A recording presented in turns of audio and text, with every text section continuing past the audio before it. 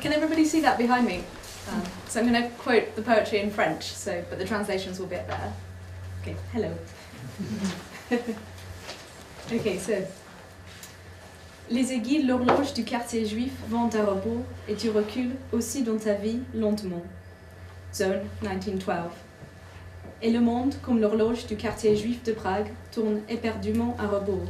Prose du Transsibérien et de la petite Jeanne de France, 1913. A curious similarity between these lines, penned within the space of a year, betrays a fixation with temporal disorder that's characteristic of early 20th century writing. And today I'd like to explore how Apollinaire, Sandra, and the English poet Hope Mirrlees took a visual approach to their poetry in order to root their work in the present. What they termed simultaneism was a way to question the linearity of time and subvert chronological reading.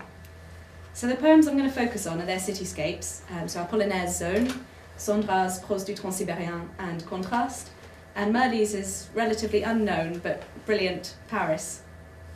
So in these poems, the city, home to the flaneur and alive with technology, is the environment in which the pressure of time preys most on the poetic mind.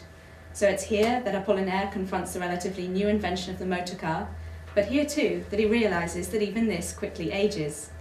Ici, même les automobiles ont l'air d'être anciennes. And the city is also the depository of the past. Its very geography testifies to its historicity. Thus, says Mirrlees, the ghost of Père Lachaise is walking the streets. The ghost of a confessor who, we imagine, holds the secrets of generations of Parisian dead. And indeed, the dead live again in Mirrlees' poem, be it through the numerous references to the underworld, or through the frequent evocation of the figures of history. Classical personages like Caesar and Ovid meet local celebrities like Voltaire and Chateaubriand, so that history hangs over the speaker as she moves through the present day and pervades her journey through the city. In her essays, Mirrlees reveals her fascination with what she calls the cult of the past. She says, "A fleeting sense of the past is as near as I've ever got to a mystical experience, a sudden physical conviction." And this physicality is key, for Mirrlees conceives of the past as essentially solid, as opposed to the present, which is perishable. The present, she says, being born of the past, carries in it the fatal seeds of its parentage, and must, inevitably, in its turn, become the past. As such, past looms over present in a constant threat, and the living ever feel the dead breathing down their necks. And Mirrlees' insistence on the present tense corroborates this, so history is portrayed as contemporaneous with the speaker. So, the Roman legions fight their last fight in Gaul, and meanwhile, Sainte-Beuve passes on the Pont Neuf, the Duc de la Rochefoucauld. Consequently, the past is brought to bear on the present, and every landmark scene is steeped in history, the Arc de Triomphe, square and shadowy like Julius Caesar's dreams. Perhaps most revealing is her exclamation, "Paradise cannot hold for long the famous dead of Paris. There are les Champs-Élysées." So the city becomes an Elysian field in which the dead transcend death and walk among the living.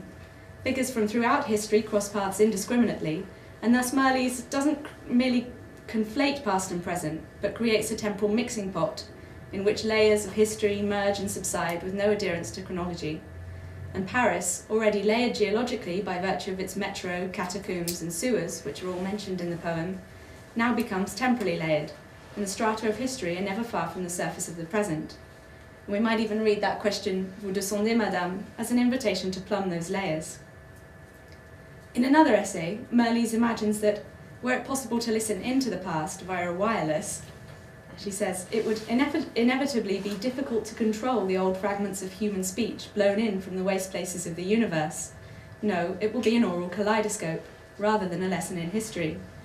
And this kaleidoscopic impression is precisely what she realises in Paris. Chronology is effaced, and time is purposefully deformed. In Apollinaire's Zone, figures of antiquity are similarly evoked, but here they're paralleled with the material features of modern life. So, for instance, he says, Icar, Enoch, Eli, Apollonius, Titiane float autour du premier aeroplane. So mythological and biblical characters coexist and are all seen as equivalent to that most modern of inventions, the aeroplane. And in another poem, Apollinaire will connect the sight of two planes to his lifespan, saying, L'un était toute ma jeunesse, et l'autre c'était l'avenir. Ils combattaient avec rage. So this is just one example of how Apollinaire posits modern technology as the link between past and future. So like Mirrlees, he creates a kaleidoscope of historical illusions, but he places more emphasis on the aspects of modernity that correspond to the past. So The past and present are at once seen as concomitant and conflicting. And while it seems natural that Merli's ghosts walk the modern streets, for Apollinaire, past and present jar, affecting a sense of alienation.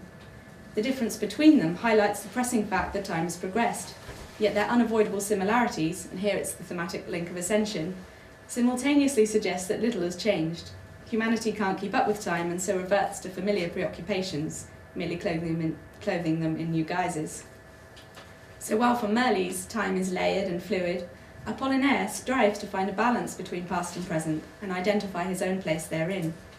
He can't reconcile the divisions of time in a world that's at once modern, yet imbued with the clutter of the past. And even within his lifetime, time fights itself, and the contemporary reference to the aeroplane, that motif of modernity, dramatises the temporal and psychological conflict. And Sondra makes a similar link between technology and the self. So in his Prose du Transsibérien, the train journey he undertakes is a way to probe his past and future. And as the train progresses through time and space, so does his development of his self. And I'm sure you can see the Bergson links here. So every memory he relates is marked by a geographical location. So he says, j'ai passé mon enfance dans les jardins suspendus de Babylone. Je suis joué aux courses à Auteuil et à Longchamp, Paris, New York. So he uses place to ground thought, projecting each memory and aspiration onto a geographical destination. And time becomes topographical, as the material world is key to both past and future. Through his relationship with the space in which he moves, the speaker makes temporal connections. As he travels, time merges within him, and the links between his physical and his psychological journeys allow him to pass like the train he's on from one period to another. Maintenant, j'ai fait courir tous les trains tout le long de ma vie, he says. The train resembles his thoughts, and during his mental journey, present yields to remembered past or potential future, all blended within himself. So elsewhere, Sondra will say, je connais tous les horaires, tous les trains et leurs correspondances, l'heure d'arrivée, l'heure du départ.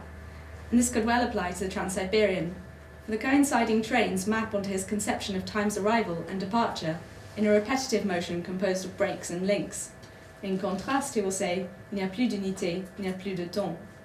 He might very well be talking about the Prose du Transsibérien, where time is subjected to a vigorous process of fragmentation. Even the poem's opening, En ce temps-là, sets us up for a narrative but refuses to deliver.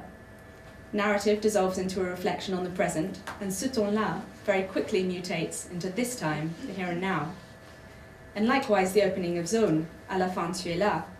That à la fin resembles Sondra's En ce temps-là, for it too is negated by the very existence of the rest of the poem. Coming at the start of both the poem and the whole collection, Alcool, this line ensures that Apollinaire begins at the end. And meanwhile, Zone ends with a nod towards dawn. Dawn, the sun is rising. Tu es seul, le matin va venir. And Merli's will end her poem with Dawn, the sun is rising. So for all of them, just as the beginning comes at the end, so does the end come at the beginning.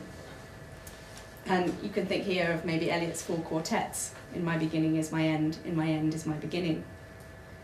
The references to time in these poems are not accidental. The speakers wish to capture time by locating a point of stasis as they realise that they can only deal with time's passing from a specific temporal location, en ce temps-là, à la fin. Apollinaire in particular persistently reiterates the addressee's current position. Maintenant tu marches, he says, or aujourd'hui tu marches, or even te voici. He recognises that even as he speaks, time moves on, so he must constantly update us, pinpointing instants of stillness that remind us, ironically, that nothing is ever still. And it's in the knowledge of time's perpetual motion that the central figure in Zone must keep moving. The poem is full of verbs of travel, passer, arriver, marcher, and its complete lack of punctuation lends it a restless rhythm free of any imposed pause. So Zone manifests a relentless need to walk in an effort to keep up with the time that passes the speaker by. And similarly, Sondra's speaker on the train is ever moving, but at a far more accelerated pace as he speeds across Europe. But even the train cannot match time's pace. So he says l'heure de Paris, l'heure de Berlin, l'heure de Saint-Pétersbourg, et l'heure de toutes les gares, et l'avance perpétuelle du train, tous les matins on met les montres à l'heure.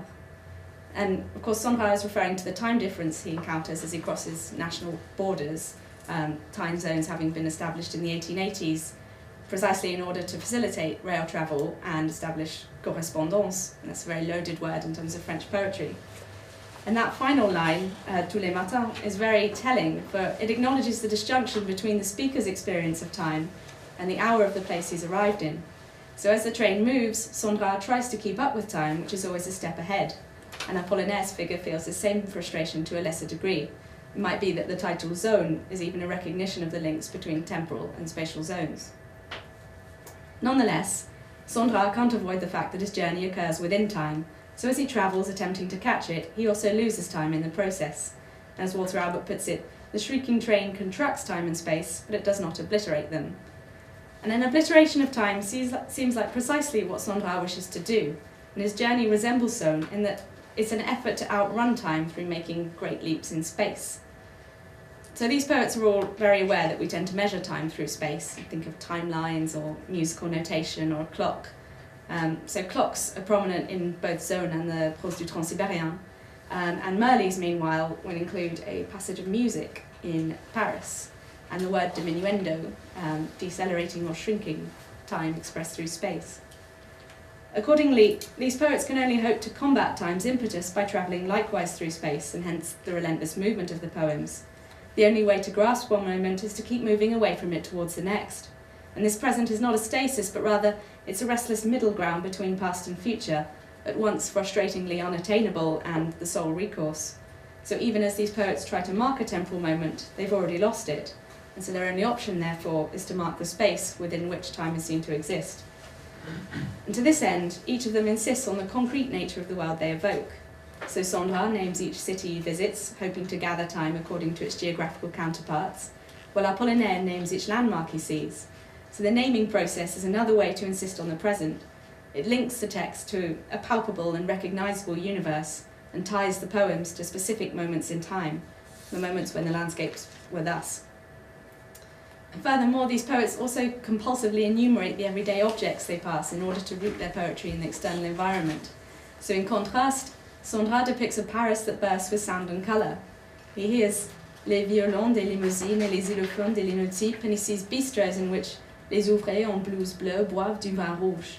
And interestingly, Merle's Paris includes a strangely similar line, at marble tables sit ouvriers in blue linen suits. And likewise, Apollinaire and Merle's record the minutiae of daily life. So in Zone, we see milk cans, coffee cups, posters, while Merle's tends to list nouns so prolifically, we almost feel there are too few verbs. So she'll say crocuses, Chionodoxa, and the goldsmith's chef-d'oeuvre, lily of the valley. Dog roses will stare at gypsies, wains, and pilgrimages. And this is poetry that is so heavy with concrete nouns that the city evoked becomes a material reality. And it's partly as a result of this that the poems have such a strong sense of the present, despite their preoccupation with the past. One verb functions with multiple subjects or objects, as Merle's realises that verbs slow the pace and the poem moves more quickly through the constant enumeration of objects.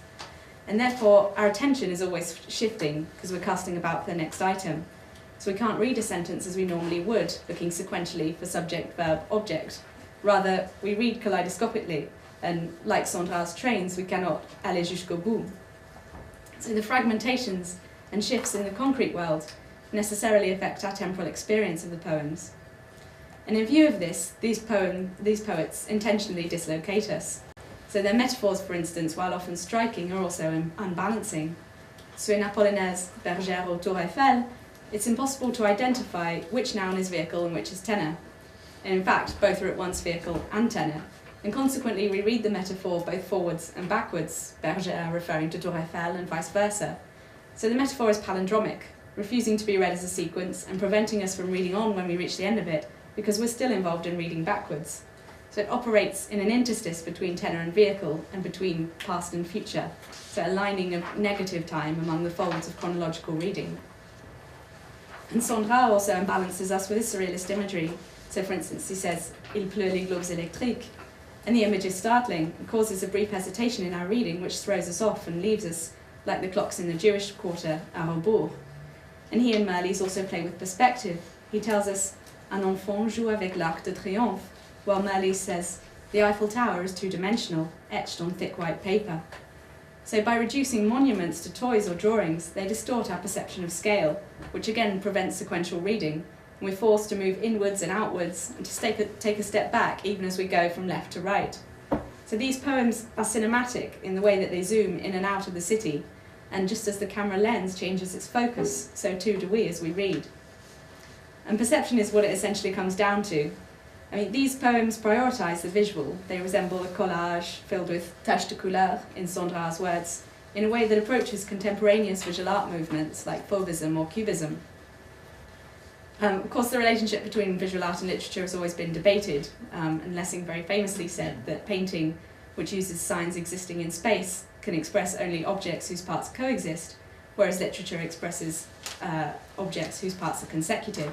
So painting presents a moment, while poetry presents motion. So given these poets' evident concern with time's passing, it seems natural that they'd wish to imitate visual art in their poetry. And indeed, this is in line with a general trend in modernist writing, if you think of Pound's concept of the image, expressing an intellectual and emotional complex in an instant of time.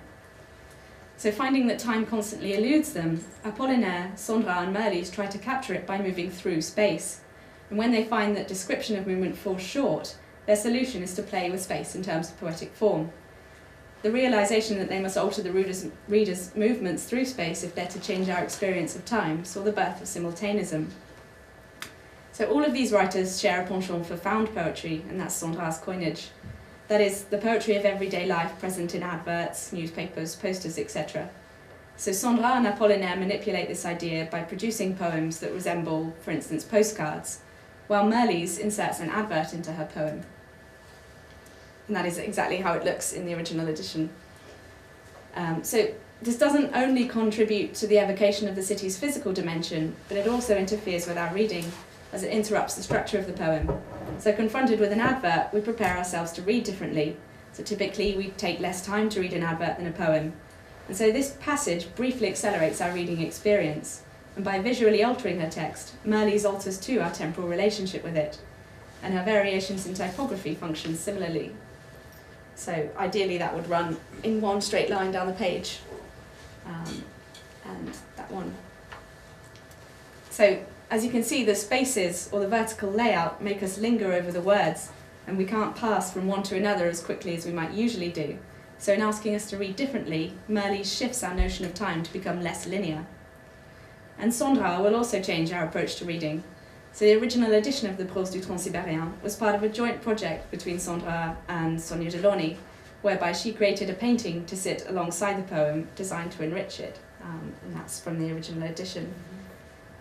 So the Prose du Transsibérien put a poem and a painting in a mutual relationship as equivalents, and the visual supplement enhances our reading by confronting us with two things simultaneously. And consequently, time is again denied its linearity. We don't only read the poem from left to right, but also from painting to prose and back in an intentionally unsystematic manner.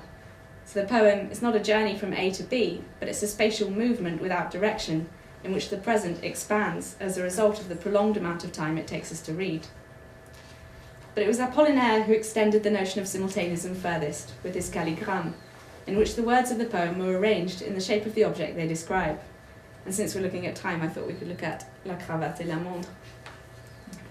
Okay, so as you can see, this poem is very structurally alien, and while it is just about possible to read the tie in a syntactically coherent way, the clock is a lot more complex. I mean, do we read clockwise from the top, as we would with a clock, but then we reach problems at the halfway point, because la main does not fit with semaine or tierci, and moreover, as we attempt to pass onto semaine, we realise that we're reading right to left in a reversal of the traditional method.